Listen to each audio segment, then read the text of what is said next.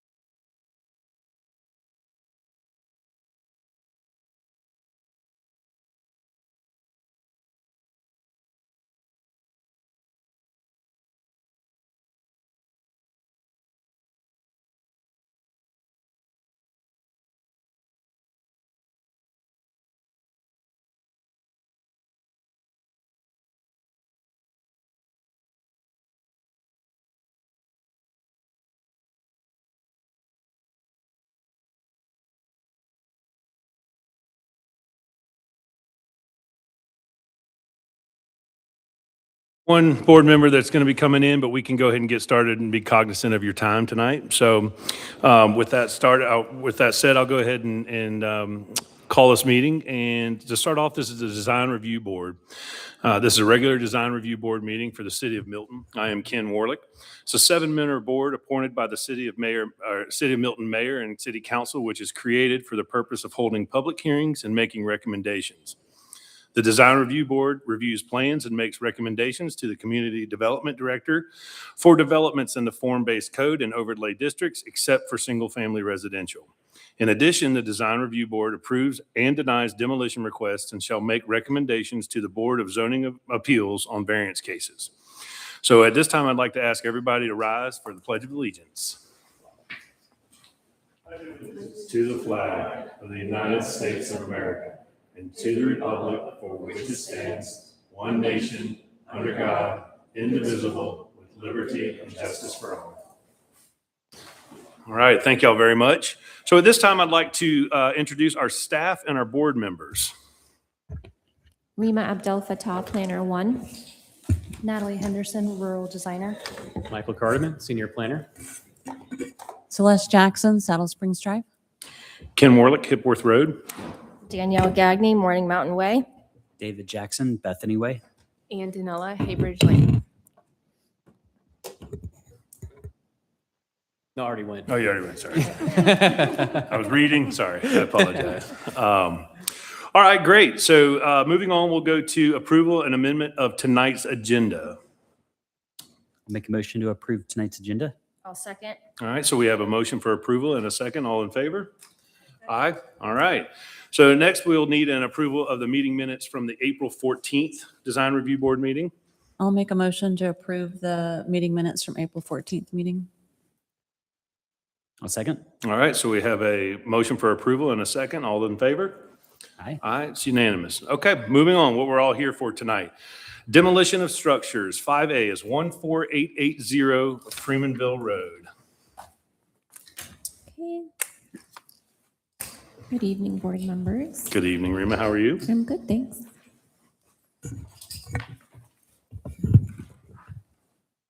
Okay. So agenda item 5A, the applicant, Mr. Scott Reese, is here tonight. The site is 6.98 acres, zoned AG1 in central Milton. It's residential. We have a demolition request to demolish the existing house, the buildings, the barn, the shed, the concrete driveway, and remove a portion of the gravel driveway as well. And so here is the aerial view. So the property is tucked up off of Freemanville Road, so it's can't really see any of these structures from the main road. And here's the site plan.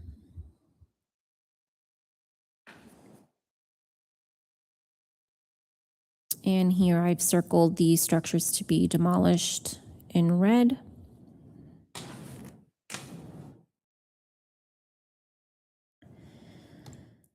Okay, so just a little background information. You might remember that back in 2024, there was a 5-part variance request, which was approved by the BZA to allow the existing structures to remain in front of the new proposed single-family residence.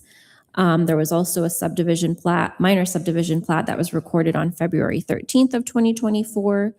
And this property and the structures are listed in the Georgia Historic Resources and Milton's Historic Survey list as a site with historic significance in terms of the architecture.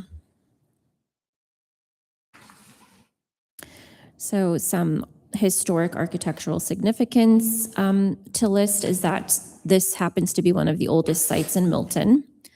The structures were built by an early settler, Washer Woods, around circa 1830. Originally, it was just one single-story dwelling and then the 7 outbuildings. Again, the historical theme is architecture, early history.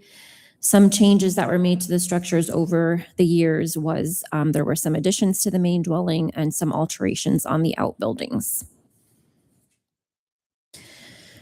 So these are photos of the structure that was demolished in 2024. This came to you guys back then. It was a 2-story frame building with attached carport, and the structure did show signs of deterioration. And so these are some photos of the structures that are now being requested to be demolished. It's a 2-story building and a 1-story building. So the 2-story building photos are at the top, and then the 1-story building is here in the bottom right-hand corner.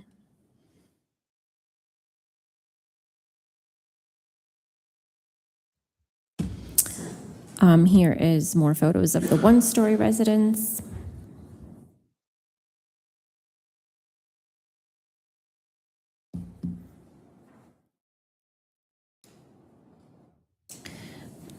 These are photos of I believe this is the barn.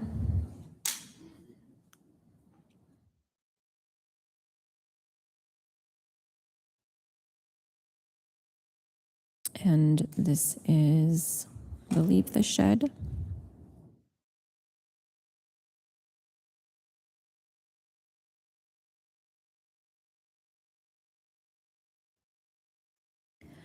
So just a little more information. Staff does recommend a deferral of the demolition. And we do say that should the Historical Society elect to pursue preservation of the subject historic structure, the Design Review Board supports such efforts. This recommendation is made with the understanding that any preservation action must adhere to the applicable 30-day deadline associated with the review process. This position is consistent with the City of Milton's comprehensive plan, which identifies preservation of community character, including the protection of historic structures, as a key policy objective. While the applicant may not support designation or preservation measures, and the board may ultimately reach a different conclusion, it's important to note for the record that supporting historic preservation aligns with the city's adopted goals and long-term planning framework. So we do recommend that the deferral does not exceed 30 days and the demolition request will reappear on next month's DRB agenda.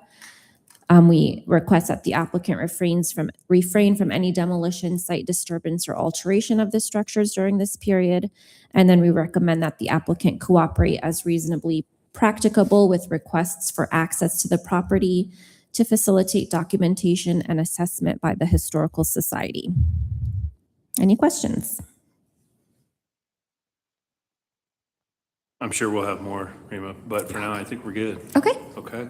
Thank you so much. So would the applicant like to come forward? And If there are any public comments, I would prefer to follow up after.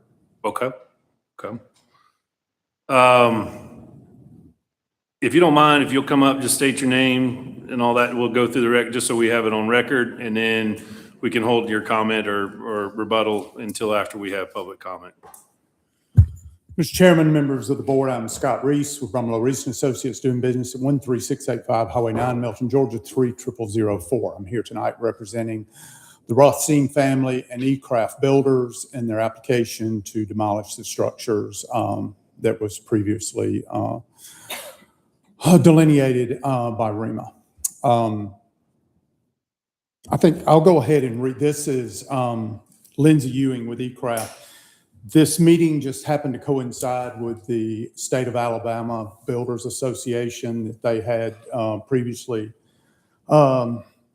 agreed to speak at. So they are sadly not here to give a little more credence to, but I'm going to read what she sent to me. Very sorry we cannot attend this DRB meeting. I wanted to provide a clear summary and record regarding the original farm home on Freemanville Road and our coordination with the Milton Historical Society.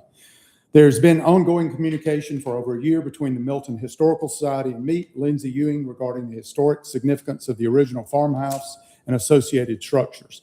From the beginning, we made sincere efforts to understand the history of the property and explore whether the home could be preserved or repurposed in a meaningful way. Unfortunately, after multiple site reviews with licensed contractors and a detailed evaluation with our project architect, and I'm sure I'm going to mispronounce this, Bulent Badar of Harris Architect Firm, it was determined that the original farmhouse is not in a condition that allows it to be structurally saved or safely repurposed. The extent of deterioration and structural limitations make full preservation infeasible. That said, preservation has remained an important consideration throughout this process.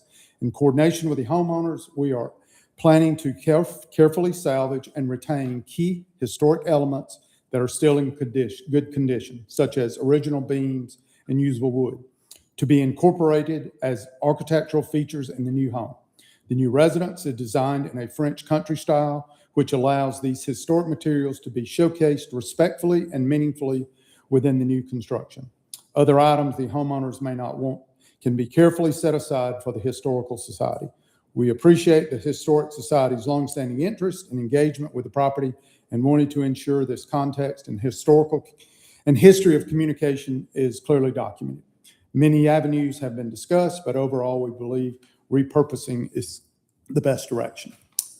Sincerely, Lindsay Ewing, founder and artist, E-Craft Homes. So I think the best is then see what avenues and try to answer any questions. I have a question for you. Yes, sir. Are these original homes on the original foundations?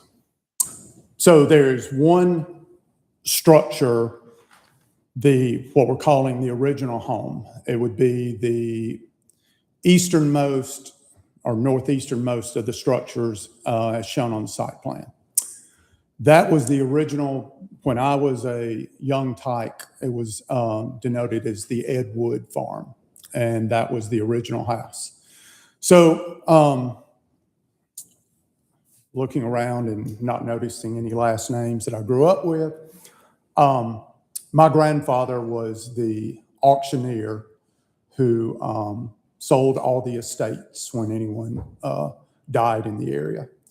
So I want to say in the early 70s, after Ed Wood died, we auctioned every, portion of that property that wasn't completely nailed down. Every plow, every hammer, every saw, every tractor, everything that was there. I was in the house at the time. Those porches that are shown were enclosed after the fact. It was a phenomenal house in 1970 for the time, for a very small sustenance farmhouse for the period. It was unpainted, original metal roof, rusted, but it looks nothing like the structure that I saw at that time period. So that, a portion of that structure is on the original foundation. And I would say it's rock pillars if you took the porches off and got in.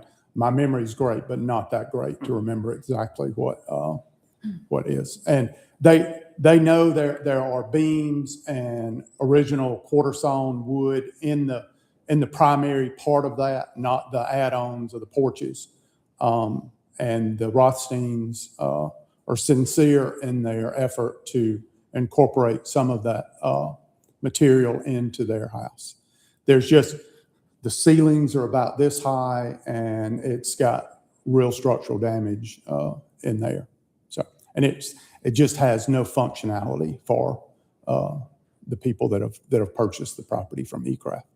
So, a lot of statement there. Whether I answered what you intended, I don't know. Yes and no.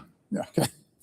So I was wondering the same thing. How much of the original structure is still prevalent? Because So it's a Frankenstein if house? you went into, if you tore those porches off, I think that the inside of that, the old farmhouse is intact in there inside.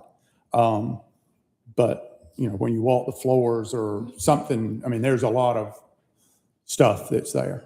But from my memory and walking when I took the pictures in and going in, it looks like that they added on, on three sides and enclosed, and then inside, encapsulated in that, is the original Wood name, family name, house, not wood as the material.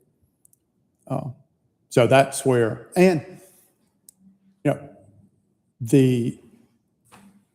there's no bad guy here, and that they were going, they want to work with to try to use as much of the material it is, but the structure itself is just, there's no purpose, and according to the professionals, I wear many hats, but structural engineer is not one of them, and I have to go on what they're putting forth.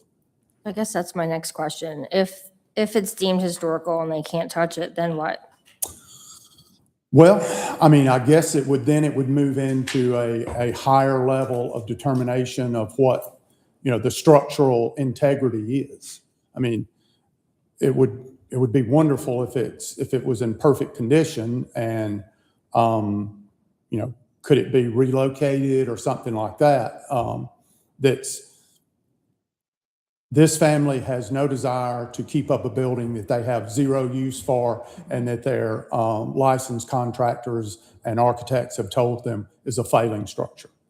So they're in a can't-win situation if they've got a structure that's not safe and has no purpose, and trying to chase an uncatchable tail in that situation. But, in this, perhaps an alternative will be brought up in the next 5 or 10 minutes as I step away from the dais. I have a quick question. Yes, ma'am. Is this the original owner who filed for the variance So, in 24? No. That was eCraft Homes, and they were going to, or at that time, they were pursuing building a spec home on the property. And the property has now been sold to the Rothstein family, and they have a totally different idea of how to use the property. They were going to build their primary house, and they're one of our many new people that are enamored with miniature animals.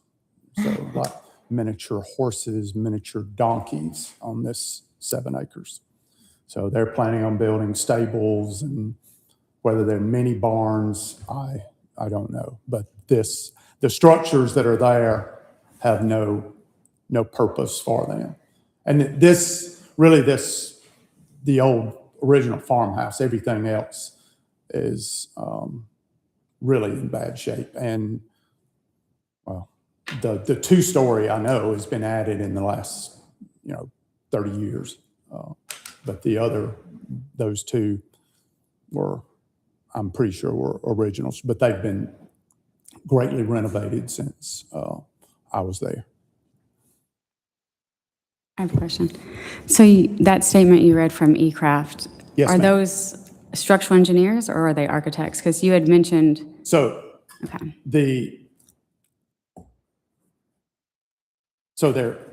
they're citing a registered architect and licensed home builders okay, who are, typically perform the home inspections. I think you have one up at the top that maybe can elaborate more what the educational requirements for a licensed home builder.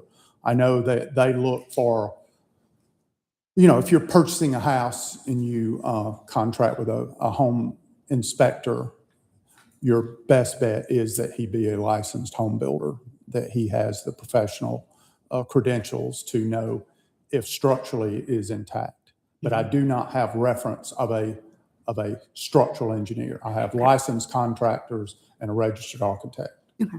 And I'm only mentioning that because you had mentioned structural Well, engineers, yeah, so that I was just wanted to clarify. That's on, typically on foundations and concrete. Really never the wood part we don't get too much into. That's typically the home builders that make those calls for us. So. Do we have any other questions for the applicant? No? Okay. Don't go too far, Scott. We maybe have some more. All right, seeing no more questions for the applicant, we'll open it up for public comment. We do have Miss Lynn Tinley here.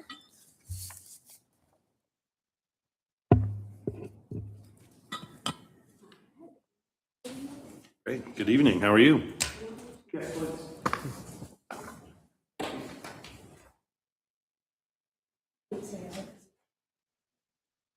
Thank you.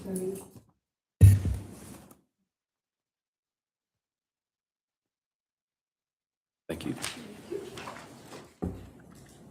Thank you.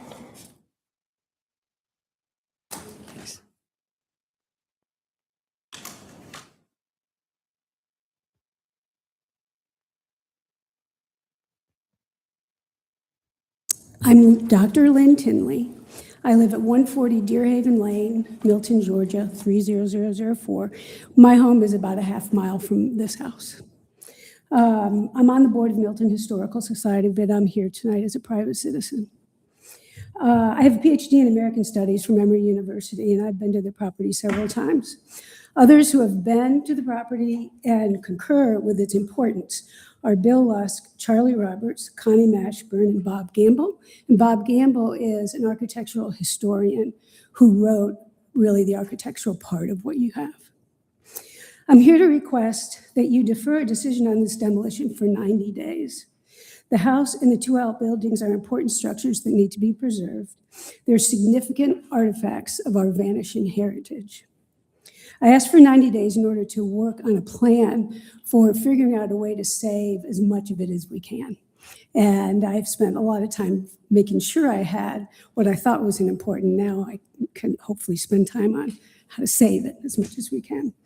So the handout I'll go over, but after I'm done, but I'm going to go over the high points of what I have given you. And some of it will be information I didn't even have from Scott, so that's kind of interesting. I talked to Lindsay this morning, and I think Scott and I will talk about the history he knows. I'm referring to it as the Washer Woods House, because that is the name it was given in the 1996 Fulton County Historic Resources Survey. And I'll go into that a little bit more in a minute.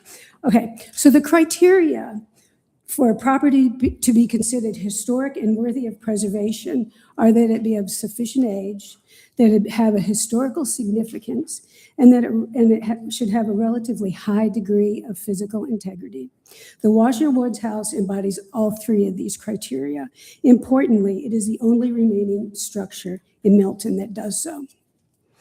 In terms of age, I'll go through those criteria kind of briefly. It has architectural and decorative arts attributes that date it to circa 1830 to 1850. The 1996 Georgia Historic Resources for North Fulton County Survey, which I'm sure y'all are pretty aware of, assigned a date of circa 1830 to 1839. The guidelines for age of a property suggest a 50-year minimum. This house is between 170 and 190 years old. Historical significance. It is a direct association with one of the earliest families to settle in Milton, which was then Cherokee County, the Wood family. The 1850 Cherokee County census includes several Wood families, and there were several branches. This house is associated with Merrick Washington Wood, hence Washer Wood is how the name was affiliated. According to census data, he owned 3 40-acre lots. One of them is lot 627. The 1864 Georgia militia census shows him as living in the Double Branch district. Based on historical maps and the fact that the Double Branch Courthouse, which still exists at the corner of Freemanville and Birmingham Road, at the corner of Freeman, we are certain the structure is associated with Merrick Woods because that courthouse is a mile and a half from where this house is, and we know for sure that he had lot 627 because of the census data, and we know that's lot 627. Connie Mashburn is a descendant of the family. He and his extended family are appreciative of all efforts made to preserve the property as much as possible. Actually, this was interesting when you look at a map, Wood Road, one of Milton's unpaved roads and protected trails, is less than a mile west of the property, clearly named for the Wood family.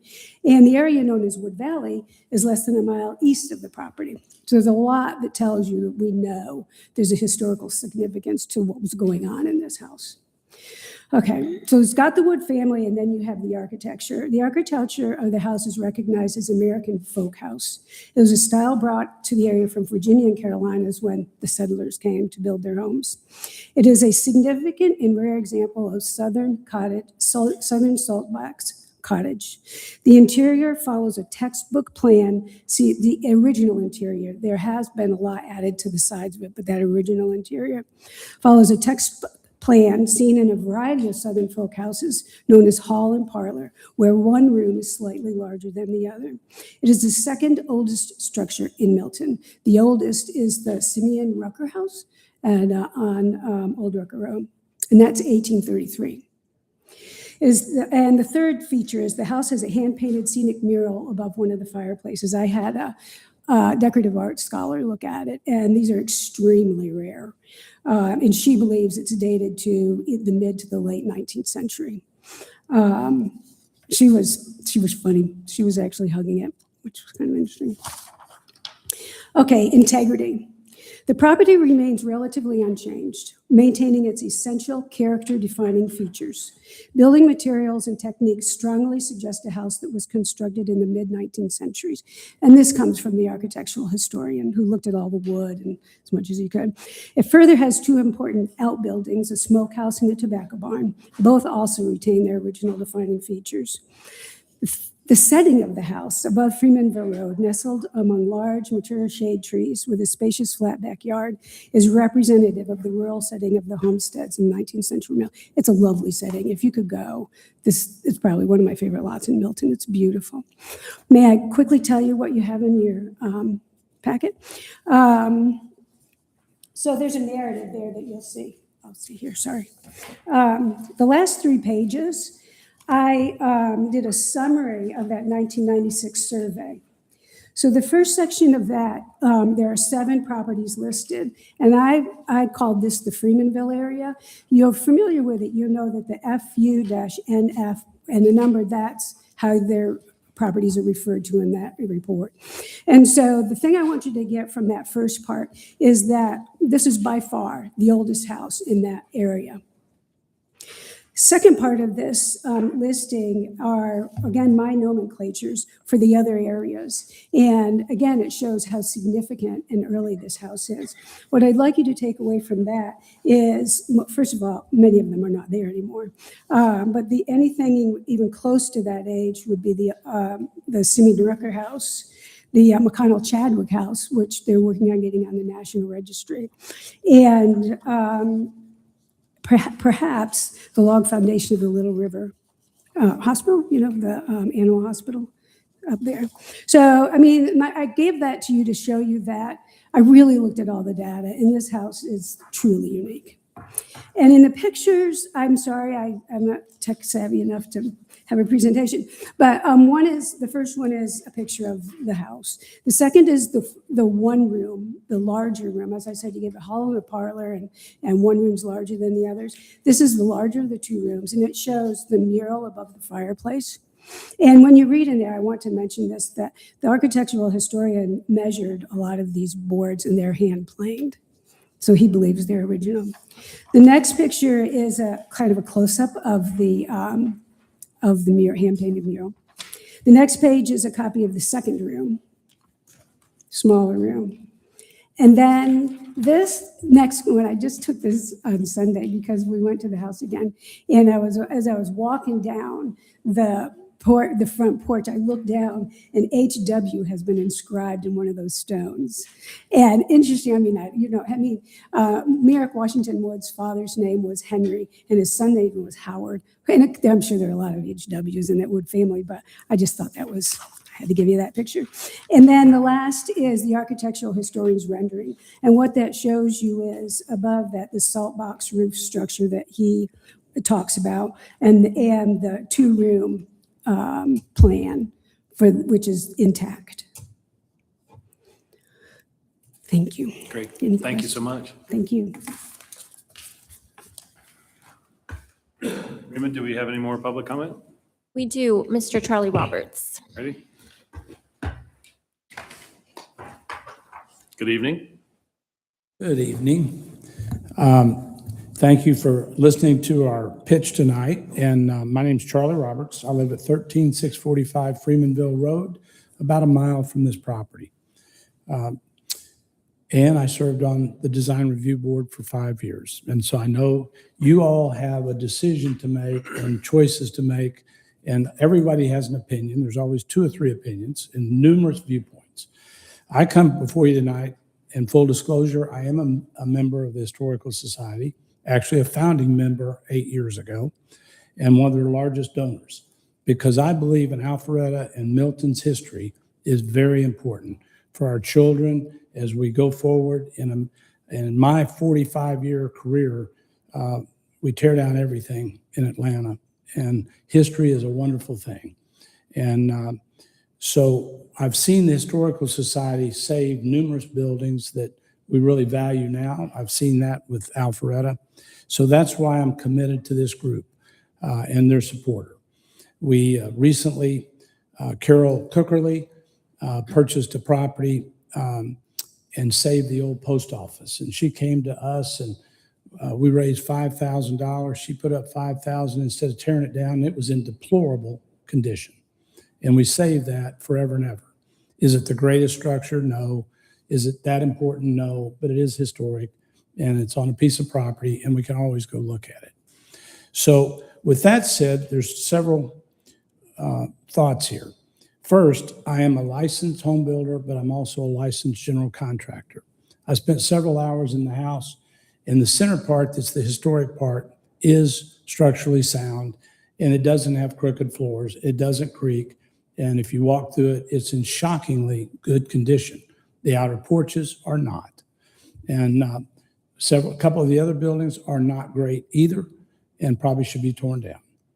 So I would ask you to give us a 90-day tabling of this. You cannot get anything done in 30 days. By the time we leave here, if we get 30 days, by the time we call everybody and get started, and perhaps some of you want to walk it and see it yourselves, by the time we prepare a report and come up with a plan, it cannot be done in 30 days. We'll be right back here next month without it resolved. In 90 days, and some of the Historical Society said, let's ask for 6 months. I said, that's unreasonable for the homeowner who's actively trying to move forward. The Historical Society is late in getting into this because in 2024, the former owner, who is going to be the home builder on this site, really wanted to save it all and repurpose it all. And Historical met with them, responding to Mr. Reese's comments that's been talked about for a year or two. It was going to be saved by the landowner. The landowner, builder, flipped it, and now somebody else owns it, wants to tear it down. And while using the materials is not a bad idea, the best idea is if we can find somebody to take the house and move it. It's not that hard to move the center section, which is very good architecture, as the doctor has pointed out, and numerous other people you can respect, Connie Mashburn, Bill Lusk, and others that really have proven their skill in Milton at saving these structures. It can be done. And so my request to you is to hear both sides, understanding that my goal would be to help the Historical Society find a new home for it and move it, understanding that the homeowner has their rights and at some point they want to build a house on it. The land's way too valuable in Milton for it to sit there with a historic structure on it. And I don't know that it can really be repurposed in this location because it would affect the homeowners, landowners' land too much. Give us 90 days, and if we can't get something positive done, then let the homeowner move forward. Thank you for your time. Thank you. All right, Rima, do we have any more public comment? No further public comment. Okay, so no more public comment. I will close public comment and open up for board discussion.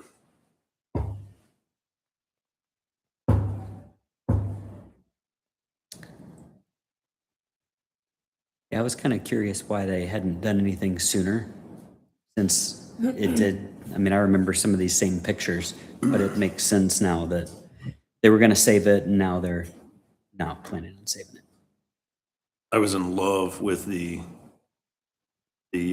designs and the architecture and the implementation of the existing structure with what they were going to do originally. And I think so was everyone else, and that's why I got approved to leave those accessory structures in front. Question for you, for the applicant, Scott. Is the applicant willing to allow the Historical Society to look into options to move and relocate the home? And is it just the home that we're talking about?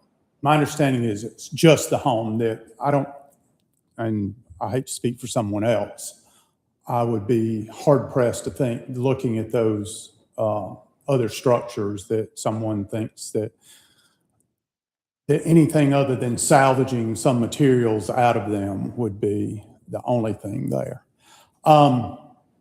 The other structures, right? Yes, the Okay. other structures. Okay.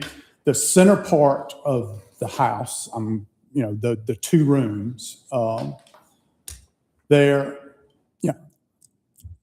so, my client is, of course, wanting it sooner rather than later, but I would I would think that not trying to pressure the Historical Society, but that we reconvene in 30 days, which I think would be enough time for them to postulate a plan.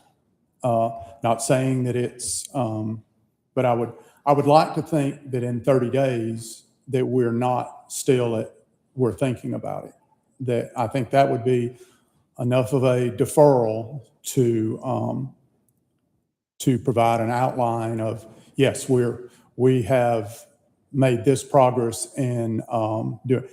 I don't think anyone's is looking to tear it down unnecessarily or destroy, the significance, the historical there. I'm seventh generation. Going over the houses, my seventh grandfather built the house across from the Phillips Cemetery on Freemanville Road, which we have documentation. It was built in the 1830s, but it's been, the original center part is all that's left there. And the wood farm, as I knew it growing up, was the second oldest. And then my great-grandfather's house at the corner of Dinsmore in Freemanville that I hated to see torn down, but structurally termites had just destroyed it. Not a happy day when I presented before the board to tear it down. But so I would hope that we could reconvene in 30 days with a plan instead of just saying, well, we're going to go 90 days without a plan. So I would hope that we could see forth that at the end of 30 days, if there is a framework to go forward, that the additional, at that time, if an extension of 60 days would provide or whatever, that we address it then, but not just immediately go to 90 days without, that's 90 days of interest carry if there's not a plan at that time. And I think at 30 days, hopefully they would have enough time, or at least state this is and we need another 30 to formalize our plan or something. So my hope would be that you would go with the city's recommendation for a 30-day deferral and revisit it at that time. And hopefully the Ewings and the Historical Society can meet and go over and formulate a plan and come back here 30 days and we're all in agreement that this is the mindset, but not come back in 90 days and say we don't have a plan. Thank you. Thank you. Rima, do we, question for staff. Mm-hmm. Do we know when the last communication with the applicant and members of the Historical Society, like when did this come to fruition? Was it just posted and that was it? Or was there communication between the applicant and the Historical Society of, hey, we are moving forward to request a demolition? You mean informing the applicant about the staff's recommendation to defer for 30 days or the Milton No, Historical are you aware of Society's? any previous communication prior to them filing the application for demolition and having to come to the design review board for that? Was there any communication with the applicant and the Historical Society making them aware that this was coming to fruition? No, not until the actual demolition application was received by city staff were we aware that this was proposed for demolition after the fact. Okay, and when was that? So we received the site, so the date of the site plan is typically when we receive the hard copies. So usually Scott submits the application before the deadline. So for the May DRB, So March 25th? yeah, it was probably the beginning of April when we actually received or maybe just before. Do you remember? Scott? I don't know the exact date, but It says received March 25th. yeah, so- April 1st. So by April 1st is when we received the application for the demolition request for these structures. So 30 days. Mhm. Okay. Okay. Thank you. All right. Board discussion. Here's my thoughts. I was gonna say compromise 60 days, but Well, it's but evident. they've already had 30. Correct. So I'm assuming that when, in 1996, when this was, and thank you for that information, by the way, that when this was actually designated, right, as a historical landmark, there probably has not been any work done to this to preserve it. And here we are now, 30 years later, my math right?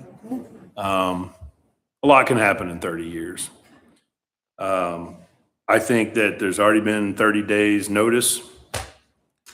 I think Hercules is a company that can come out in a week and look at a home and decide if it needs to be moved. I would like to see that as the ultimate income or ultimate outcome, in my opinion. I do think preserving historical sites like this and buildings is definitely an attribute and something that we need to kind of work towards in the city of Milton, is preserving that heritage. I also am a property owners' rights advocate. So I think that if the applicant, as she stated in what you read to us, has been working with the Historical Society over a year to try to preserve it or to try to move it, I think that 90 days is a little aggressive. And I think, to me, I think a 30-day deferral is probably right for this situation. And I feel like if for some reason after 30 days there can't be a compromise, then we can just come back up here and we can have a little bit more insight and maybe some more negotiations and workings with the applicant, owner, and also the Historical Society, because ultimately I think that would be my personal goal, not for myself, but for the city of Milton, is to see this building remain, if not on site, at another location. And that may take longer than 30 days, but I feel like 30 days is enough time, since we've already had 30 days prior to this, of it being known and documented that this is coming in front of us. That's my thoughts. I'm Go for it. Okay. I'm going to argue for longer than 30 days. I don't think that the chain of communication is completely clear on when the conversation started about this. And it sounds like the Historical Society is maybe just getting started on this. I think it's worth giving them at least 60 days, if not the 90 days. I am all for property rights. I hate telling people what they, can and cannot do on their property sometimes. But I feel like this property is bigger than the owners. They bought a lot probably with the Milton dream that they wanted to come in and put a farm, like a lot of us do. But this seems to me like a very special property that I think it's worth taking the time to see if it can be preserved longer than maybe inconveniencing them for, a little while longer. I just think it's worth, and once these properties are gone, you can't ever get them back. And I think it's worth looking into it just a little bit longer. The property owner had to have known that this was a Right. situation. Like Correct. the previous owner was the builder for the new property owner. So they had to have disclosed that. Yeah. And know that this was going to have, they at least knew that it would have to come back here. And they at least knew that it was a historical property. And if you really want to move to Milton, live, the Milton dream, I think you respect the historical significance of where you're moving. The heritage. Mm-hmm. When we say 30 or 60 days, is that from today or is that from? Yeah, so Middle? essentially it would go from the May 5th meeting to July 5th or 10th. Okay. If we did a 60-day or 90 days, it would October or August, excuse me. And if we met in 60 days, we could always defer again? Or is there a limit? That's a question for staff, but I believe we could defer it again. I mean, I think ultimately this board and you know, hopefully Lindsay and eCraft, I mean, probably share the same thing, especially since they came in here originally and we're looking to do that. Now, whether that's just cost prohibitive or not, that's not our privy, but I think their goal originally was to try to preserve this, right? So whether or not the current owner is wanting to do that, I don't know, but yeah, I think that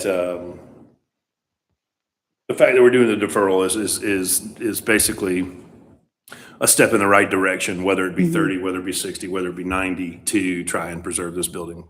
So, When was the Historical Society notified? When they submitted? What was who notified? I'm The sorry. Historical Society, when were they notified? So as soon as I received this application, I Okay. did send an email out to, so what we usually do is the process is once we receive a demolition request, we do a little background and check to see if any of the structures that are up for demolition are listed on either Milton Historical Survey or the Georgia Historical Resources Survey list. So, and once we determine that a structure is on any of those lists, we reach out to Milton Historical Society. So it's safe to say they've had 3 weeks right now to really evaluate. Since, yeah, I believe Okay. the beginning of April when the deadline, application deadline was, so. Well, if we gave them 60 days, then they end up with 90 days essentially because they've had almost a month. I mean, correct me if I'm wrong, but they have to come back with a plan. They don't have to have it all done in 60 days or 90 days. So like they could come back and say, okay, we've got the funds, we're gonna move the home. Yeah. And can we also say, like, they can go ahead and get rid of the out structures in the Yes. meantime? Sure. Yep, that's your call. Yeah, I don't know about I feel that. like I would want them to look, the historical society to look at all the property before saying, well, y'all can get rid of these right now. I mean, they're, because even with the side barn with it, I'd love some of that hand hewn wood. Right. Well, and accidents happen. I mean, Yeah, I whether think they're the property should remain untouched until it's fully evaluated.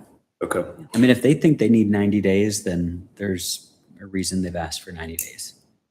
That's my, Yeah, I can understand that, but I do feel like there's been 30 days already. We've got pictures from this week, you know, inside the home, so the ball's already rolling, in my Sure. opinion. But I So, think that they're finding that the historical significance of this is, you know, pretty substantial. You know what I'm trying to say? Substantial. okay. So if they were to move, they want to move this to a different property, right? That would be the idea, right? So they Or still- if do they still have to somehow find a the property applicant for can that? figure out a way to leave it on the site, right? But say they want to move it, they still have to find a property to That's move gonna it, take a to while. relocate it, correct? But they could present their plan, tell us that they're going to look for that, and then we can decide they need more time or if we need to move forward. Right. Question for you, Scott. Do they already have new site plans, new building plans? Yes, we're in the process of finalizing the site plan. They have the architectural house plans of what they're proposing to build. And it sits directly So where this structure is. they, just gonna take it a is, so in this price range, you build a compound. So there are multiple structures proposed, and one of the proposed structures sits very close proximity to what I'm calling the house, as opposed to the out structures. Is it the main living structure or is that it's an It's accessory? It's an accessory. Okay. the primary is, and this is still in the grading phase and preliminary of the site plan, but the primary is more where that two-story structure that was built in the 80s or whenever it was, that's where more the primary is going.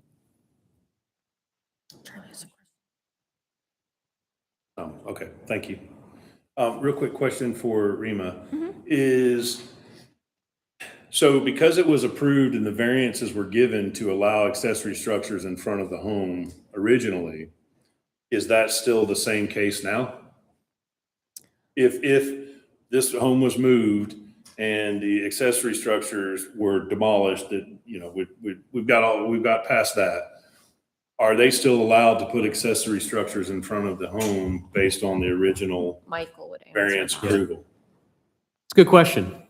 We'd have to see a site plan to give an answer to that. But I'd argue if it's an approximate location, that's not a bigger structure, that's not closer to a setback, that's something to consider. But I'd have to see a site plan. And But having the current variance doesn't grandfather in any new accessory structures being placed in front of the primary. so in theory, if this structure was preserved and moved somewhere and they built a similar like structure in that area, I think that's something to explore, but I'd have to look into that with the community development director. Yeah, would the variance have gone through knowing? Well, from my understanding, the Gonna stay. variance, yes, correct. Right. My understanding is the variances stick with the site plan, Yeah, that's. right? that's And what if I the thought. site plan is I understood. is that. modified, then those, or altered, those variances go away? Or I don't know. That's a good question. That is usually a condition to the variance, Mhm. is the site plan. But was there a site plan ever?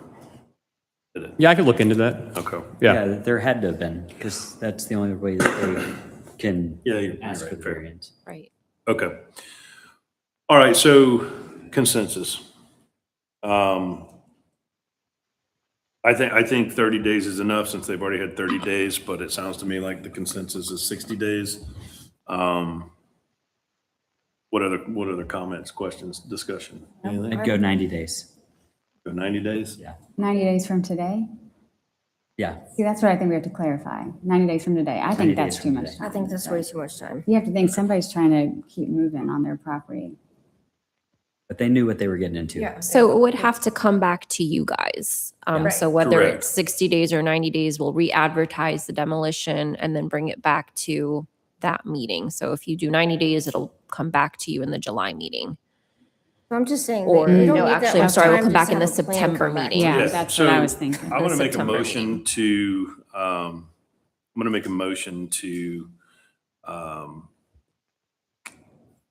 request a referral or a deferral, excuse me, for 60 days.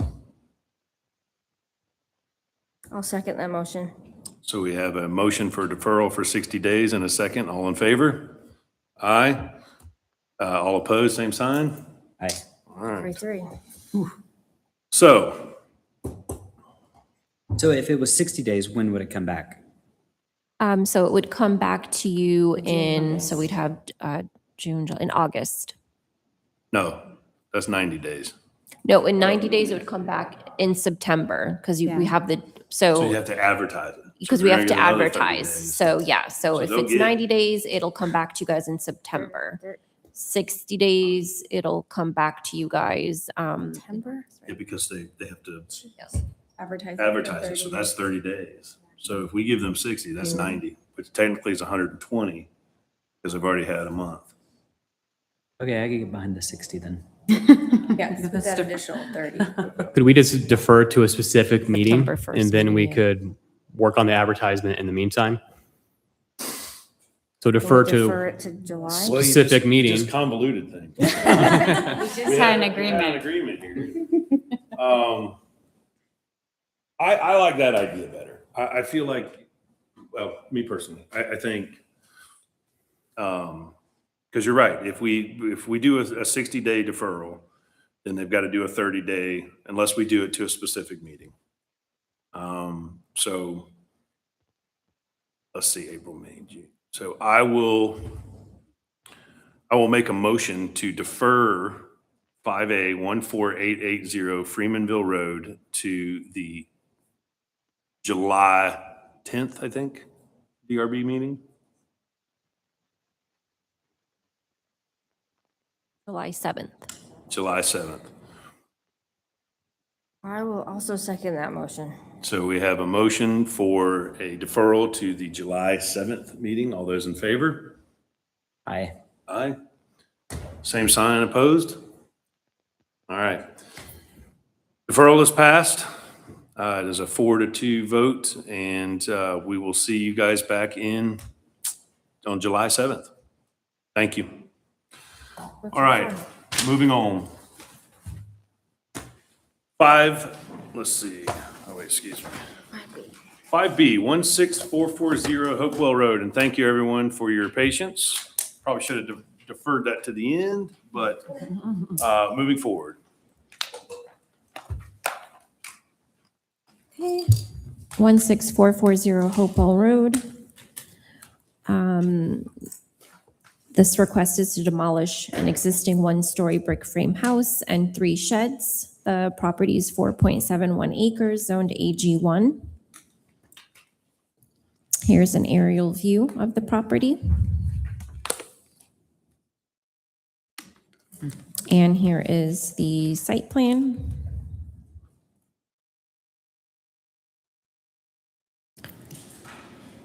Here's a close-up of the site plan with the structures to be demolished labeled.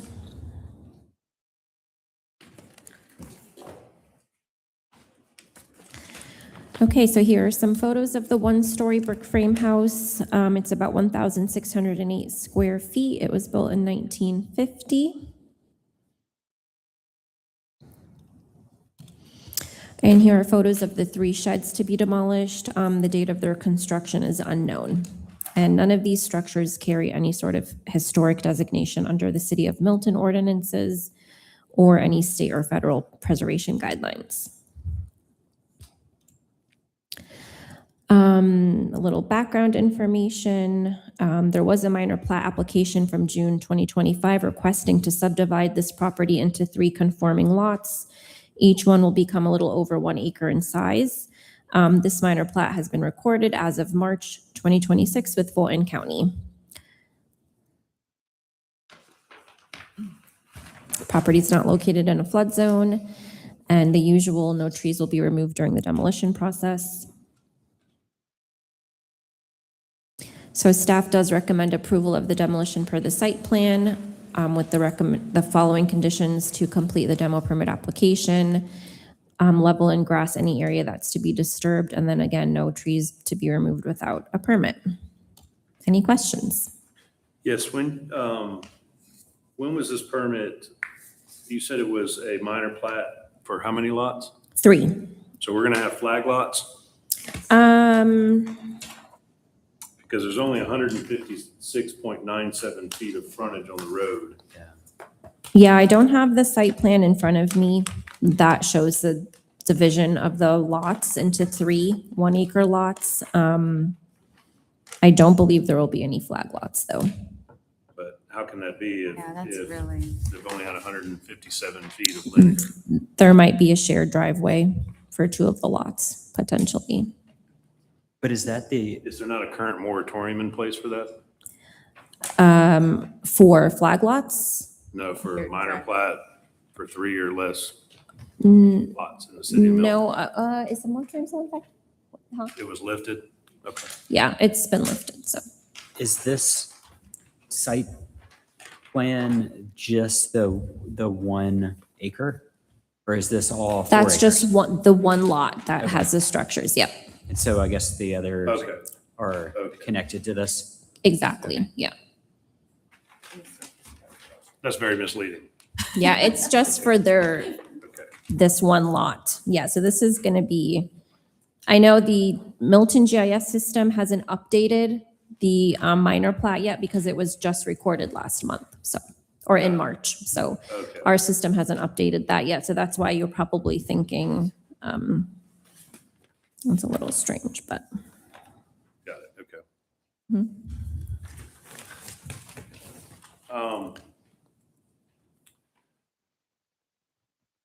I will note that in this demolition request,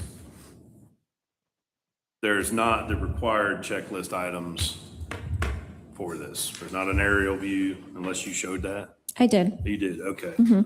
It's just not in our packet, got it, all right. Okay, any other questions for staff? No? All right, thank you. Okay. All right, so at this time, would the applicant like to come forward? If they have anything else to add to it?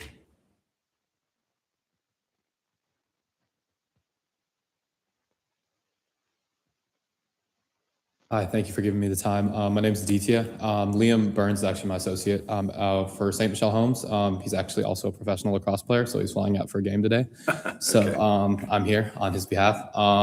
He does a lot of the stuff in regards to permitting and progressing our applications for our sites. I'm more finance, investments, land act, but try to answer some questions here. So yeah, the site is a shared driveway for the center lot and the southernmost lot. I actually have the site plan here. Yeah, it looks like it wasn't updated in the system, but yeah, so for the demolition, just to clarify, and I can show you this if it helps, but basically 3 lots. Rima, do you want to put it on the overhead projector? So it's captured. Yeah, the one thing I just want to clarify is it's the main house and those 3 structures, but one of the structures actually does land on the center lot. Got it, okay.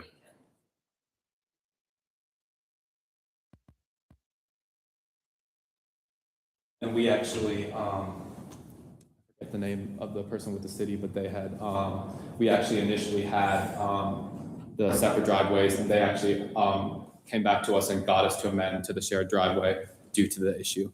Got And yeah, and I guess you already mentioned this, but yeah, no plans to touch any of the trees. The structure also came back clean for rodents and asbestos, and so yeah. Got it, okay. This is much more clear. Yeah. Thank you. Yeah. Liam just texted me. He says he had sent it out, but it looks like it just probably didn't update. Okay. Yeah, I didn't get that version of the site plan. Okay. I got what you guys have in front of you. Okay, great. Anything else? No. All right, thank you so much. Or any questions for the applicant? No? Okay, thank you. Seeing no more questions for the applicant, I'll open up for public comment. No public comments. Okay, so I'll close public comment and any board discussion. Oh, sorry, go ahead. Okay. No? Okay. Now that we're clear on that one. Okay, so seeing no more discussion from the board, can we get a motion? I'll make a motion to approve the demolition at 16440 Hopewell Road. I'll second. So we have a motion for approval and a second. All those in favor? Aye. Aye. It's unanimous. Good luck. Thank you, sir. All right, moving on. 5C, 655 Doris Road.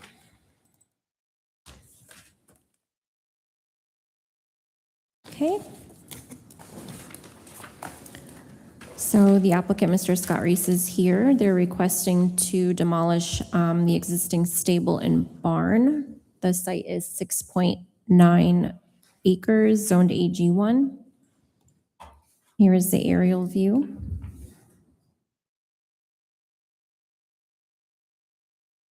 And here is the site plan.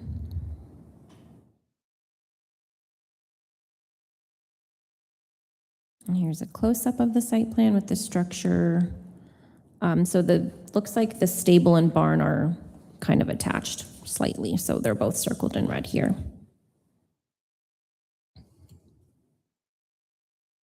And here are some photos of the barn and stable.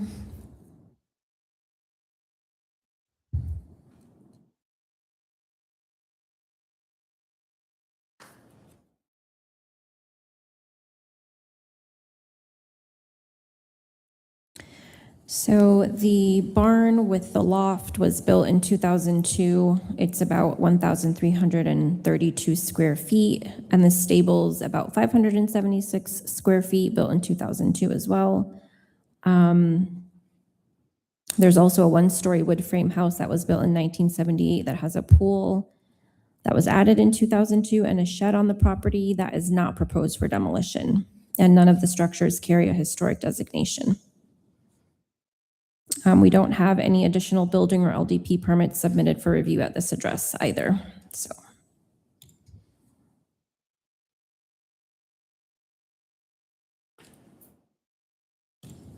So staff does recommend approval with the following conditions to complete the demo permit application: level and grass the area to be disturbed, and then no trees to be removed without a permit. Any questions? No? Thank you so much. Yep. All right, Mr. Reese?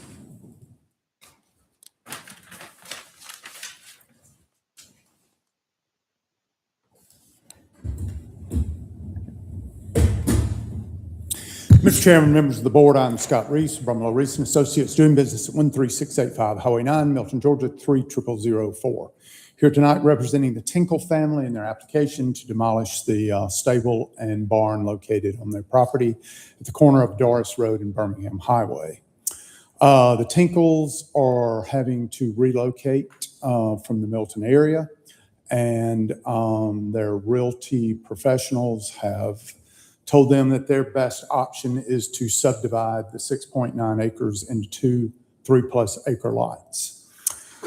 As you, I'm sure, studiously studied the site plan, you notice that those structures, which are designated as structures housing animals, are less than the required 100 feet from property lines, meaning that they are non-conforming to the Milton UDC. We cannot proceed with the minor subdivision plat with non-conforming structures. The Tinkles have no desire to fight a variance process with demonstrable hardship to require those structures to be left there.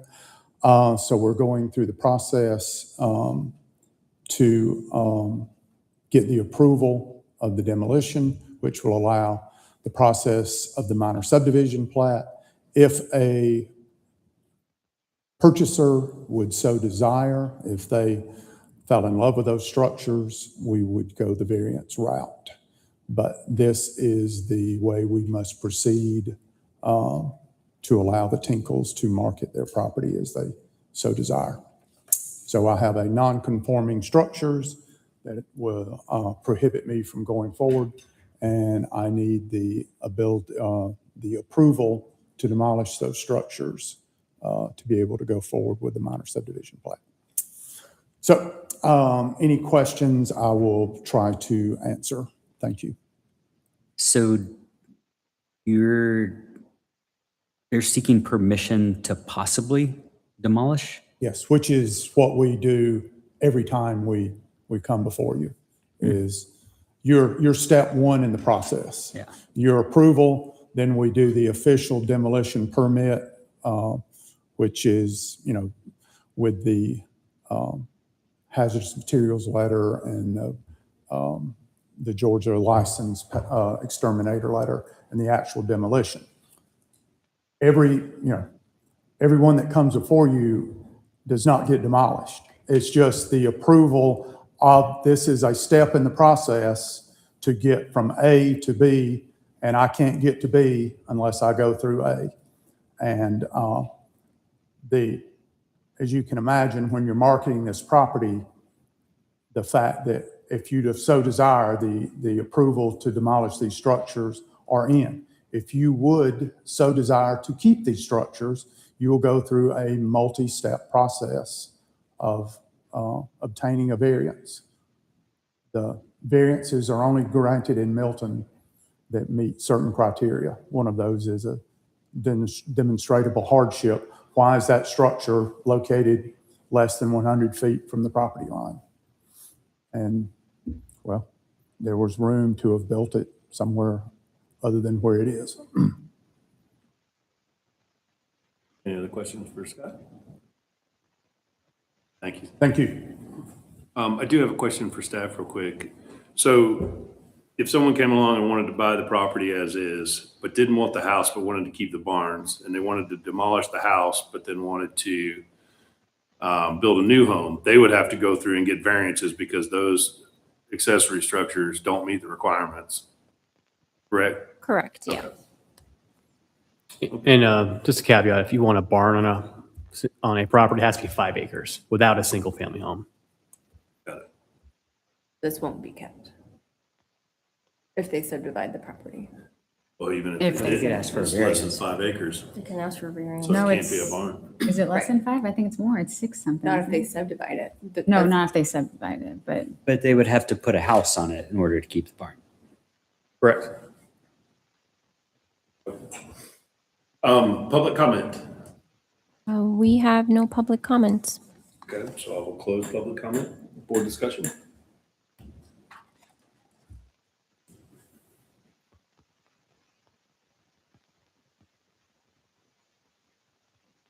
And they're not conforming. Saving Mr. J.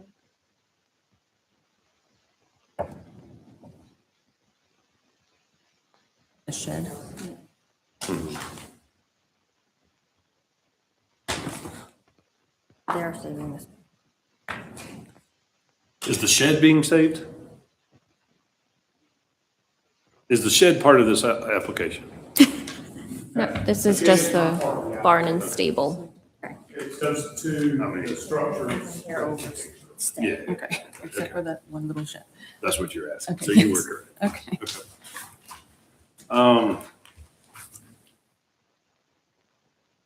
Yeah, I get it.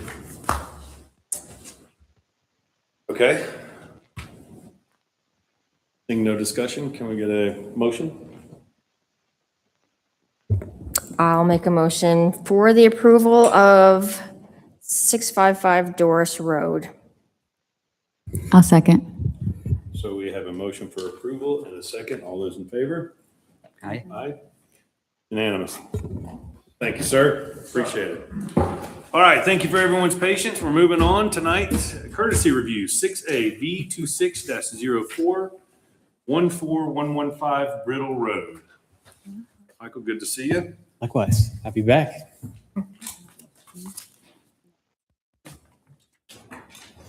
The owner applicant is Ben and Kylie Kapaka. The representative is Scott Reese, Brumble Reese and Associates, and the address is 14115 Brittle Road. The applicant is seeking the following variances. To reduce the 25 minimum side yard interior to 10 feet adjacent to the east property line for proposed guest house accessory structure. To reduce the 40 feet minimum side yard street to 27.96 feet adjacent to the west property line in Brittle Road for proposed guest house accessory structure. To reduce the 25 minimum side yard interior to 10 feet adjacent to the east property line for proposed primary single-family home. To reduce the 50-foot minimum rear yard to 42.33 feet adjacent to the south property line for proposed carport accessory structure. And finally, to allow proposed guest house accessory structure to be located in front of the proposed single-family home. Here's the aerial map. We have Brittle Road, and here is red. And from the aerial, you can see the existing single-family home residence on the property. And here's the approximate location of the guest house. Background information, the owners purchased the property in 2017, and the size of the property is 1.5 acres. The property has double road frontage of Brittle and Red Road. The existing house was constructed in the 1940s. If the variances are approved, the letter of appeal details the owner will temporarily occupy the guest house in the front yard and remove the existing primary house and then construct a new primary house, generally in the same location as the current home. Here's a site plan. And as you can see, this is the location of the proposed guest house, location of the proposed single family home, and the carport in orange. Here's a zoom in of the guest house.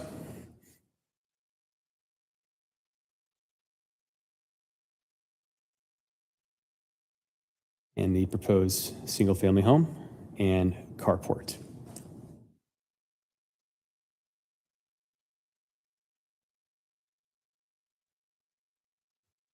Here's the letter of appeal that was in your packet from the applicant.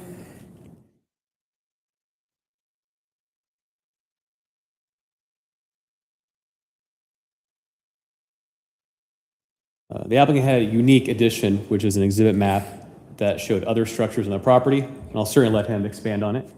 But here is the property where the variants are being sought. To the east is a barn that predated Milton cityhood. The property directly to the south received a variance in 2022 to allow an accessory structure in a front yard. Here's a primary house. Here's the accessory structure in the front yard. I believe these are other barns that predated cityhood that Mr. Reese can expand on more when he comes up to the podium. Here's the zoning and neighbor support map. The surrounding properties are zone AG1, and the applicant has support from 1410 Brittle Road, 13845 Brittle Road, and 1865 Red Road.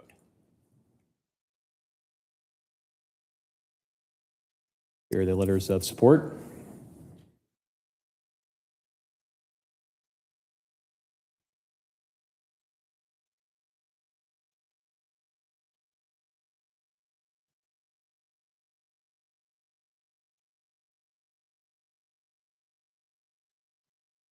Here are the elevations. First, the single-family home.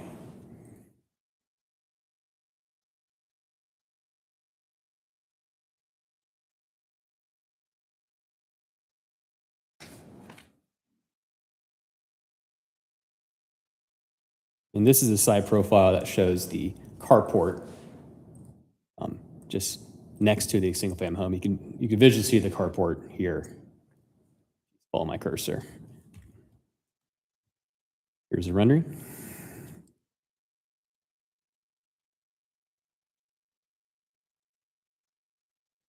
Floor plan of the home.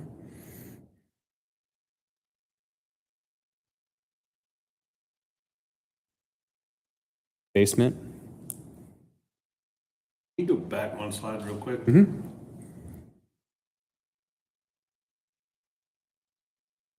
Thank you. Yeah. And here's the basement.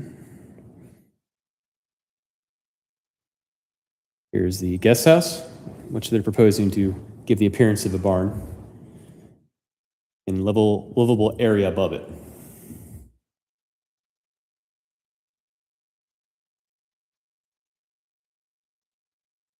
Here's the first floor, it's non-livable area.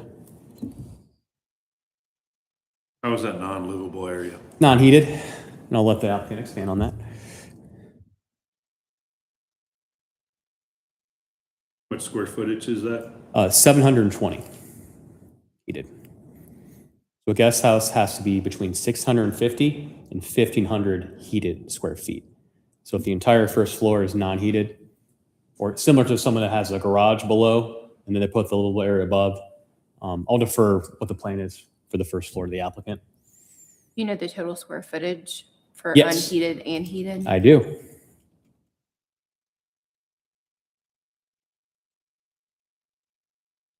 $3,330.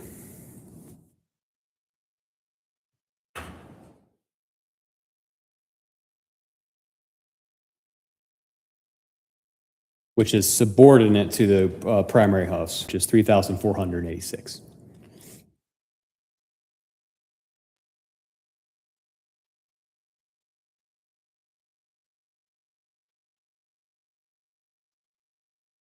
Here's a rendering showing the color scheme.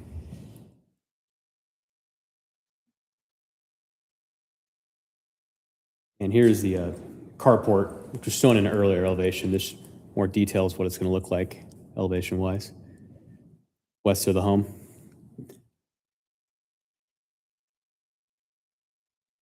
Site photos. This is a view to the northwest, which is the Brittle Road and Red Road intersection.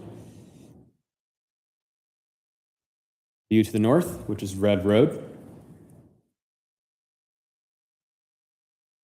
View to the east, actually, correction, this is actually Red Road, not Brittle Road, so ignore the top. View to the south, which is their backyard.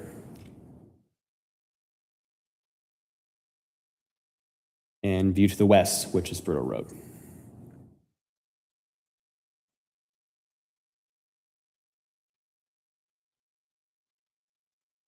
So here's a shot showing Brittle Road. As you go up Brittle, and to the left is the subject property. And this is an approximate location where the guest house is to be located. Here's a shot showing from Brittle, just showing towards Red Road. You can kind of see the berm that kind of blocks the actual street view, essentially. But that is Red Road. Here's an internal shot on the eastern property line showing the adjacent neighbors. And lastly, this is another internal shot showing the existing single-family home proposed to be demolished. Questions for staff or call up the applicant? So because Brittle Road is a gravel road, this house is already, technically should be 3 acres, right? Or is it 2 acres minimum? 3. 3, yeah. We're 1.67 acres? Correct, yeah. Okay. Any other questions for Michael? I have one question. So because it's on a corner lot, does it have 2 frontage setbacks or? Yeah, so let me go back to the site plan, show it a little better.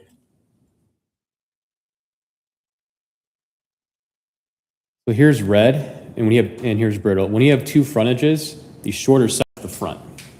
So you have a 60-foot front setback here, and then this is a 40-foot side corner. You can see it better in the zoom in. 60-foot front and then 45 along Brittle. Excuse me, the 40-foot along Brittle Road.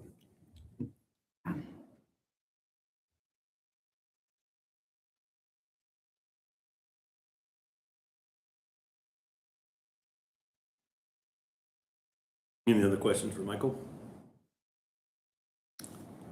We'll come back. How about that? Good. All right. Scott, you're up again.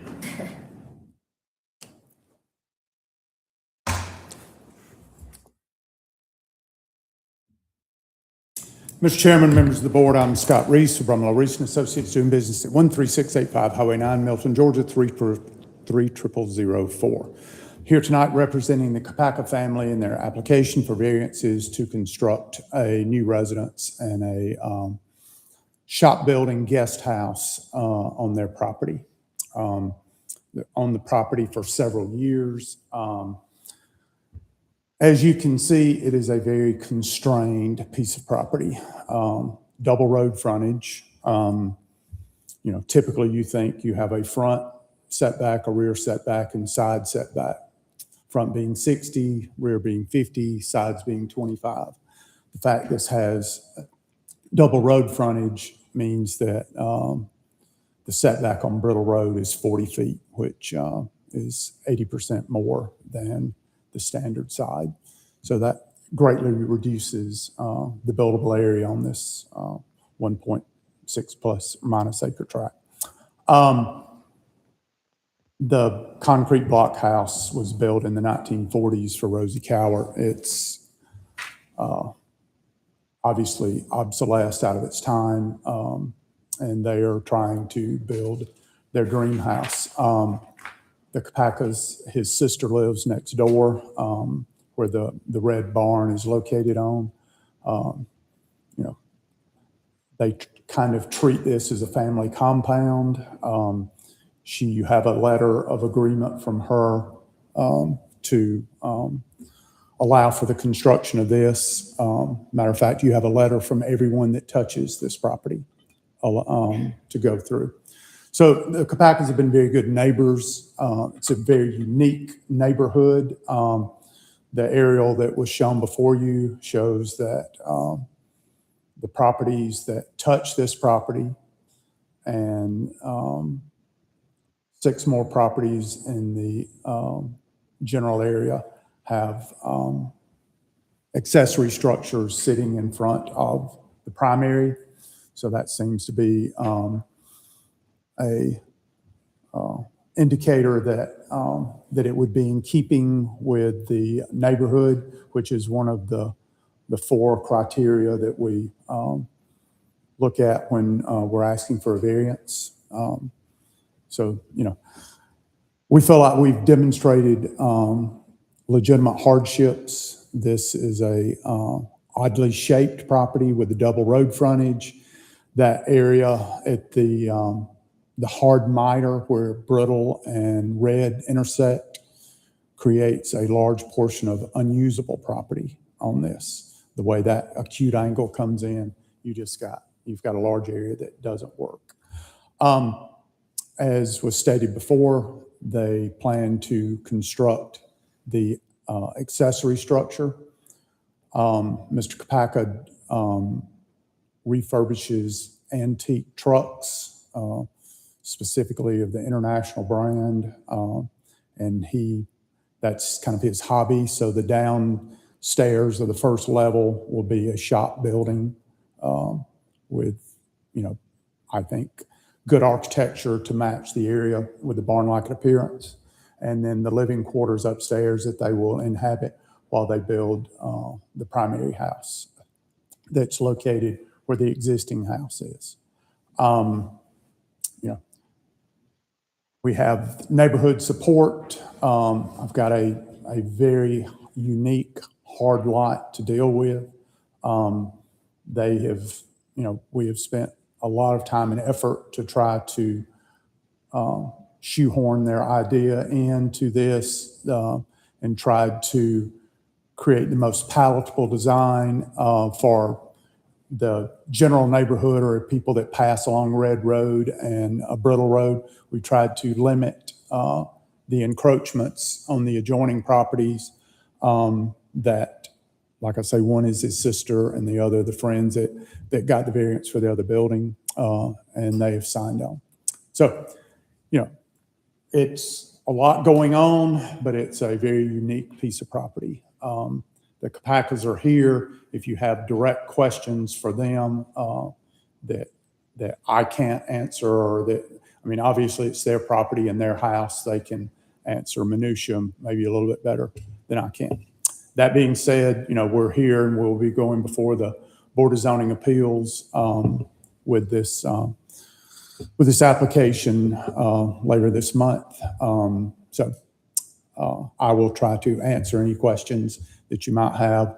And if you want to directly ask the Kopakas, like I say, they're here. Thank you. God. Yes, sir. Maybe I'm Can we just, pull the site plan yeah, can we back do up? the site plan? Okay, I'm looking at it Yeah. here, so. What my screen is. Yeah, do you want the zoom in or the big one? Just yes, this one right here. My question is, why are the homes angled the way they are? Couldn't you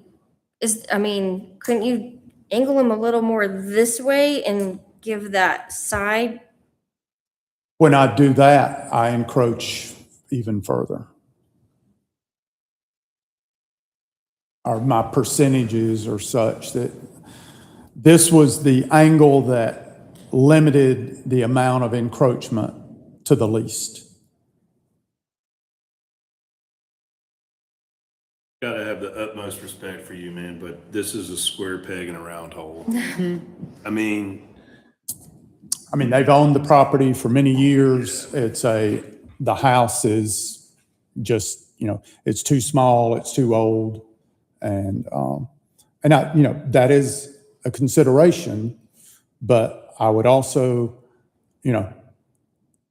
think that you would look at the people that are affected the most, and you have letters of agreement from them, and the fact that, it's a brother and sister on adjoining pieces that they have the garden shared with as you see on the visual. So, 100%, it's a lot. But, when the people that are affected say that they're fine with it, then, it's a little bit much to say, well, I understand, you live next to it, but I'm telling you, you shouldn't. Yeah. And that's pretty bold, but, I understand. What about the neighbors across Red Road? Were they get? I always, the city contacts everybody. The way I handle this personally is I feel like the people that touch it, and I go and directly talk with them and go over, and all of those three that touch directly are who I got letters of support for. And the fact that, the red barn is sitting in the right of way virtually. And the green metal barn that's one property to the east is in the front yard. The neighbor to the south asked for a variance for this same thing and was approved and granted. The big Dr. Walker barn on Summit Road, or let me see, Brittle Summit, sits in front. It's what happens in this area. When I was growing up, the accessory structures went on the flattest place, and it wasn't, that was the rural design, which I understand we're no longer there, but it was these older structures. A lot of times the barn was in the front yard. So, and the architecture, I think you would have to agree, is kind of in keeping with what we want in Milton. Yeah, the barn, absolutely. And I don't think any of us are arguing with the fact that the barn is in the front. No, okay. I think it's the fact that the house plan came before the lot. That's very evident. And it seems to me like there was less consideration taken on designing the house plan to kind of fit in with the lot confinements than it was. I will have to defer that to. I understand that. Okay. Any more questions for Scott? No? Okay. Thank you. We may have some more, but public comment? We didn't have anyone fill out a comment card, so I don't know if the Kopakas wanted to speak. Did you guys want to have anything to add to that, or? Answer any questions?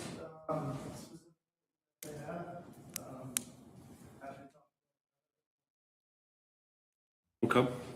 Any questions for the applicants? So I guess my question is when you guys were meeting with the architect, did you have the site plan?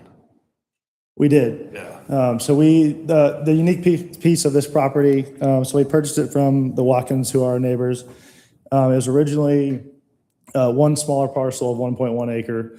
There was a front section of 0.4, which we did a minor plat assemblage on. So, instead of subdividing, making smaller parcels, made it larger. The intent of that was to allow us more buildable area, more lot area, so that we weren't truly constrained to that original lot. Even with that combination, there were challenges to the site plan. So the site plan was done first. We had our limitations that we then designed with the architecture, our need for the house, the carport, and the barn, and then made it best fit with the existing layout of the structure. So the house in blue mimics the way the house lays on the lot now. It's 860 square feet. We lived in it for 7 years. It's met its use. Almost 10. Yeah, okay. It's met its use. We're sitting on the ground in one part of the house, right? Yeah, our floors are falling in. It is a 1940s foundation. And so just that was the natural front of the house. So we stuck with that core issue. At the same time, we were working to potentially reuse some of the house, but based on the foundation construction, that's not doable based on the structural engineer's recommendation. The barn, there used to be a road that came through from in front of the red barn at Red Road through this lot back up Brittle Road. It was a farm road for farm equipment back in the 60s and 70s where they couldn't make the turn, the 270-degree turn. So naturally, that area is flat, it's compacted, and so that's where we position the barn. And then our ability to turn it and twist it, we went with the recommendation from Scott and his team to have the least amount of impactful variances into those setbacks. So that was our challenge. And the people directly across from us are aware of our plan. We just Yeah, so Bennett. Carolyn is one of our neighbors directly across. Jeff is our other neighbor directly across. We would both have support letters from them if needed or wanted or asked for. But again, in keeping with the package we assembled, the ask was for immediate neighbors. This property, the way that we're developing it is for homesteading, keeping agricultural use in mind. Doing blueberries, we'll do small scale farming here. That is, my hobby is trucks, but I don't work on them here. I would just store them. A lot of that shop space and barn space underneath is for tractors, agricultural implements, stuff like that. I will say our lot is very visible to the city. We have had challenges with that visibility. And so some of the plantings that you see to date, we've done proactively to adjust for that so that they have longer time to grow, so that when we actually do the construction, it's not as impactful on the view shed and the city and our neighbors. I've noticed that. Okay, any more questions for the applicant? Okay, thank you. Thanks. Appreciate it. So any other public comment, Rima? No further All right, public comment. We'll close public comment and board discussion. So the barn is beautiful. Yeah. I mean, you guys did a good job. Barn, house, like from a design perspective, I don't know if I would change anything other than I think you're going to have a very difficult time with the BZA for 5 different variances. I've got no problem with the barn being in front. In fact, I like that look. I like going down that road, and I think that the barn that you guys are planning is going to be a great attribute right there. I just think it's going to be hard pressed because it's just, if there was a way to turn the barn and just get it to fit just inside a little bit. But I'm also I love the fact that creating that barn with the look was very similar to all the other ones. You've got kind of workspace and the hobby farm kind of thing, which is synonymous with Milton, right? So from a design perspective, I don't have anything as far as the architecture or anything like that. It's more of just how that sits. I wish there would have been a little bit more work on trying to maneuver that plan a little bit to fit better, but that's not my call. That's going to be for the BZA. So that's my thoughts. I think the size of it right there on the road is going to be tough to get through the BZA because it may be 750 heated square feet, but the outside looks like 3,300 square That's a feet. good point. Yeah. And it's 2 stories. Yeah. technically.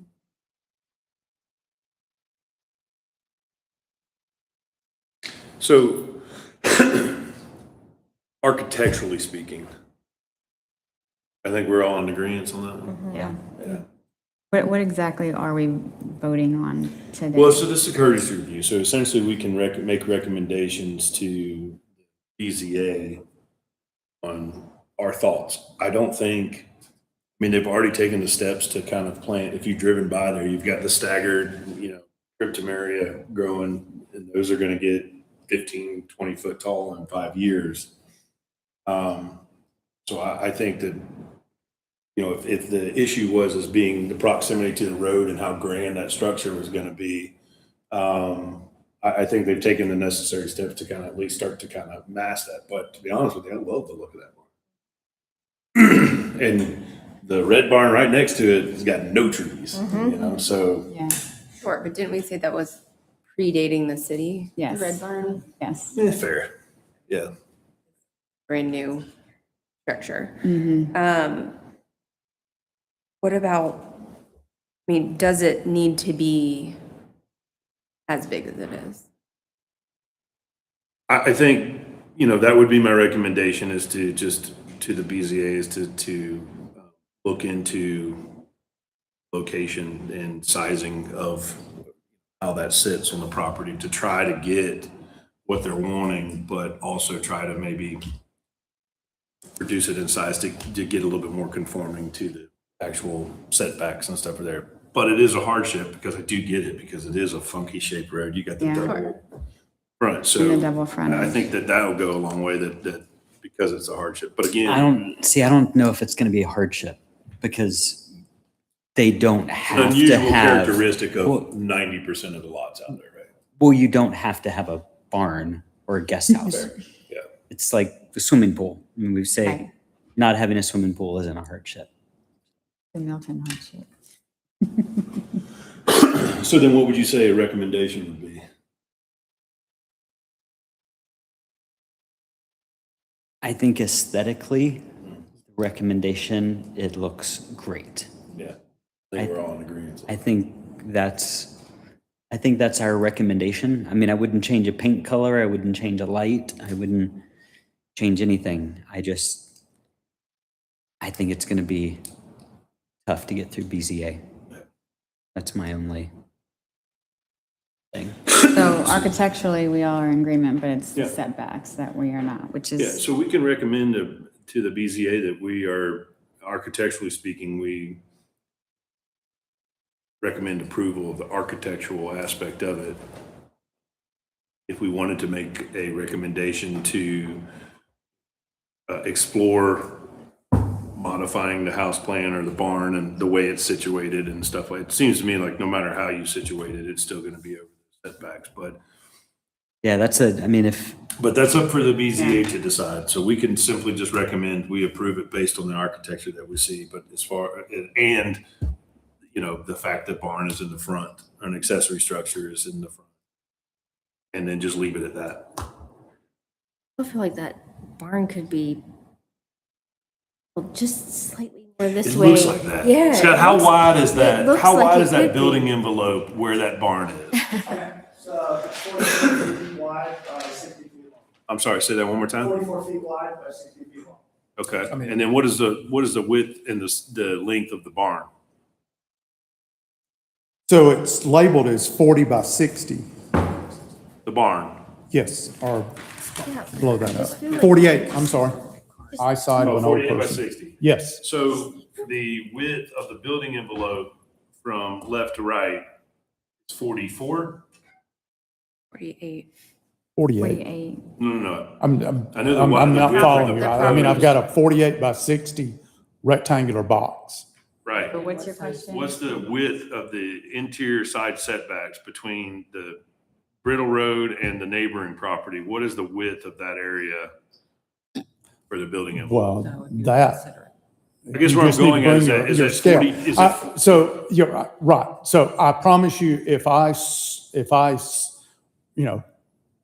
you guys that are all going Midwestern on me, where everything's supposed to be square to the roads and rectangles, I like the way it's positioned because it's in line with Red Road.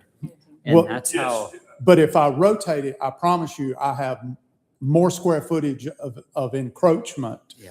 than, if I tried to square up with that north-south line. I'm just saying, Understood, like- but that's at 48 foot wide. Mhm. If it's 42 feet wide, Oh, and you could make the barn 42 by 60 and just turn it, and it fits without variances. Because we're asking for. you're shooting the messenger. and you're going to have to go back and pay an architect to make it smaller. That's the, Again, that's not up to us. I- So- yeah. I feel like taking a few feet from the front setback would be better than having it right on the property line on the side corner, but that's just. And I get that to a certain extent, but if it's your sibling and they Yeah. want it there as opposed to, so that was my first thought was, hey, situate it. But if I've got someone that says, no, pull it here and don't encroach into the rural view shed or, for the road frontage, because I was trying to think of protecting the most visual part and the part that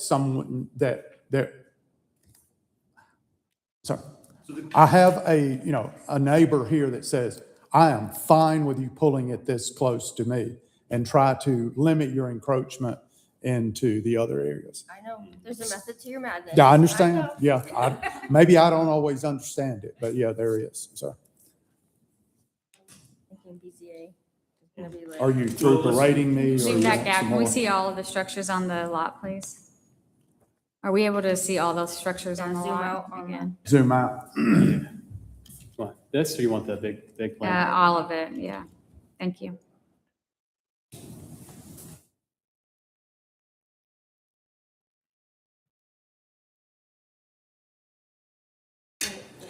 So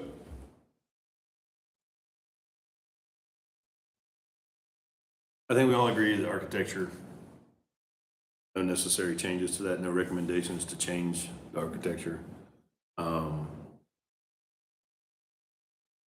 I had a question. I'm just looking at this and realizing this is a carport that's got like a breezeway Well, it's connecting a it. driveway. It's a detached. Oh, I see. There's a driveway there. And then you kind of can park in between it. Yeah. I've seen carports that are also attached to the home, like at least on one side where it kind of looks like there's a wall that just extends from the front of the home. I'm just wondering, can we recapture some of that so it's not just right there on the fence and then the whole house can kind of shift whatever that is? I mean, I know it makes your driveway tight, but I just feel like we could look at some of this. House over to the left. Yeah. We don't need to sit here and redesign what they No. need to do, but I just Yeah. I feel more could maybe I think be we done can to recommend get that it they to just fit on relook this at lot. it. So how about we do this? We make a motion to the BZA to recommend approval for the architecture as submitted and applied. We make a recommendation to the BZA to allow the accessory structure or barn in front of the principal residence. But we recommend that they explore ways to maneuver or try to better fit the barn and the home on the site plan as designed to reduce the number of variances. I agree. Cool with that? Do I need to repeat that? Got it? Yeah. So I will make a motion to recommend approval to the BZA of the architecture as submitted for the barn and also the principal dwelling. And make a recommendation as well as approval to allow the barn accessory structure in front of the principal unit. And make a recommendation to look at alternatives or sizing or positioning on the property to get a better fit within the confines of the building setback. I'll second. So a motion and a second, all in favor? Aye. All I'm opposed? gonna oppose. All right, so it's a 5-1. Motion to the BZA is approved. Okay. All right, great. Thank you. Good luck, guys. All right, let's see. Moving on, courtesy reviews, 6B, V26-052215 Dinsmore Road. Right. Our last courtesy review of the evening. The owner is Kurt Misko. Representative is Jesse Battaglia from North Georgia Design Build LLC, and the address is 2215 Dinsmore Road. The variance requested is to reduce the 25 feet minimum side yard to 10.5 feet adjacent to the west property line for proposed garage accessory structure. Here's the aerial map.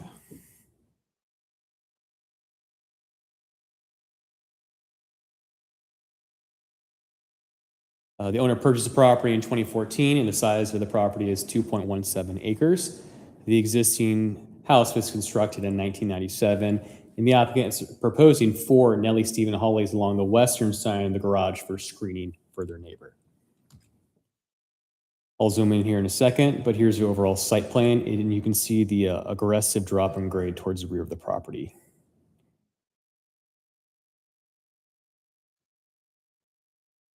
Here's the proposed garage addition, which is 16 by 24, and it's a one-bay garage. Here are the proposed Nellie, Stephen Hollies, right here. And here's a septic tank in the back of the property. And this is the letter of appeal that was also in your packet.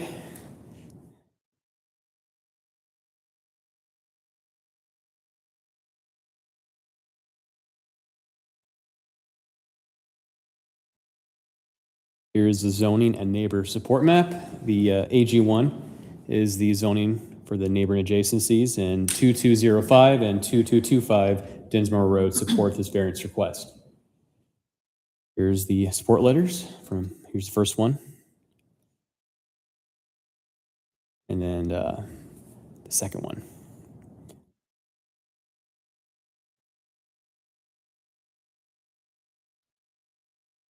Here are the architectural designs. Here are the elevations.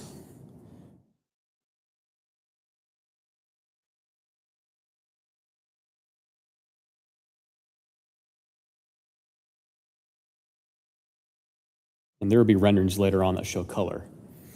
But yeah, it's just one bay garage, nothing above it. And you can see they kind of situated it parallel to where the stairs ended, right here. You'll see that in the photos too. Stone water table, brick.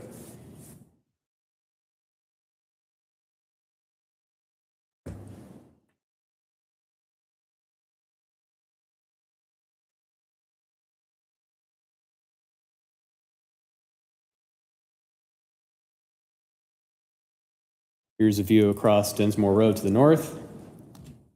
A view to the east, showing the backyard. You can see how it starts to slope. Here's the backyard, sloping downhill. And here's a view to the west, which is the side seeking the variance, neighbor's property. And here's the front of the house. You can kind of see they're doing a similar stone water table with the brick. Here's the side of the garage. And if we maneuver just 30 or so degrees more, this is the approximate location of the garage. Then the screen will be over here. I believe these large trees are on the neighboring property, just if that comes up. I'll let the representative speak to that, but that's what the site plan shows. And here's a flip showing what it's going to look like. And these are the stairs mentioned again. They basically lined it up with the stairs right here for perspective. Right. And this sidewalk will be removed. That is it. That's the backup material slide. Any questions for call for the applicant? No? Thank you, Michael. All right, you want to come on up and any more information to kind of add to that, or? Yeah. I'm Jesse Battaglia with North Georgia Design Build, representing Kurt Misko at 2215 Dinsmore Road. My client, Dr. Misko, has retired in Milton after a long military and medical practice career. Over the last 2 years, my firm, North Georgia Design Build, has been working with him to renovate his property on Dinsmore Road. We've expanded the original home to be a 5-bedroom, 4.5 bath with modern finishes and fitting for the area. The current home has a 2-car attached garage, and Dr. Misko feels that the limited garage space is a detriment to the home's value, as well as the fact that he needs a third garage bay for a third vehicle. There are no other feasible locations to build this structure due to the topography and the septic location behind the house. Our proposed detached garage is at the end of the current driveway and will match the architectural and aesthetics of the newly renovated main structure. The neighbor to the left was granted a similar variance for a 2-story detached garage. Other adjoining neighbors are in favor of the proposed structure as shown in the support letters. Any questions? Sure. Thank you. Any questions? No? All right, thank you. Thanks. Going to do it because it's procedure, but any public comment? No public comment. All right. I'll close public comment and board discussion. I like that the garage looks just like the rest of the house. Yep. Only recommendation would be a light above it. I would maybe also make sure that in the rendering, it showed a single, like, soldier course above the garage door. And your existing garage, it's double. Just make sure they all match and that the water table has that ledge, like on the house. I think that would be good. Oh, one more. The gable's so high, if there was some type of a detail, I think it would make everything work better, like pigeonhole something in the very top of the gable. That's what I was saying, put like a nice, Yeah, like a gooseneck light, but it's still Something really to fill high. that space. yeah. You know the height from the top of the garage door to the ridge of that roof? Yeah, so I'm assuming the garage door is 8 foot tall, right? So what's the height from the top of that garage door to the ridge? So from the cornice to the top of the ridge is 6.5 feet. It's about another 1.5 feet, so 8 feet would be an accurate estimate. It is not nearly as tall as the adjoining roof structure to the main home. Thank you. What else?